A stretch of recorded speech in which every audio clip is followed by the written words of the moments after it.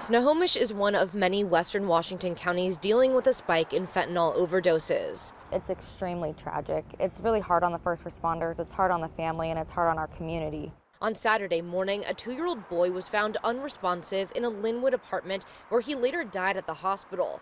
Snohomish County Sheriff's detectives found suspected heroin and fentanyl. At this time, detectives do believe the child's death was likely a result of fentanyl exposure. The boy was with his 40-year-old mother at the time.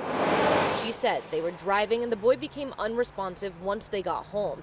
The mother's car has been impounded. There have been no arrests at this time. Sort of intuitive that the more fentanyl that's out there, the more often kids will be getting into it. This is the second suspected fentanyl exposure of a toddler in western Washington in the last 3 months. In August, a 2-year-old boy ate a fentanyl pill he found at Oakland Madrona Park in Tacoma.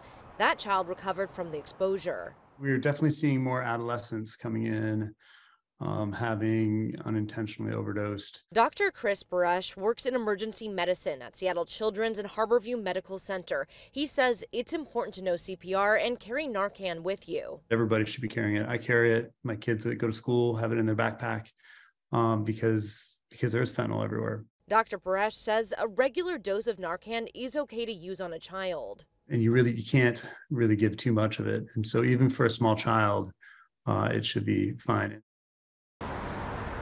And it's also important to note here that if a parent does administer Narcan, they should also call 911 because it does wear off. Fentanyl is not regulated, so it's impossible to know how much is ingested, and it's imperative that a child is taken immediately to a hospital. Live here in Lynnwood, I'm Kristen Goodwillie, King 5 News.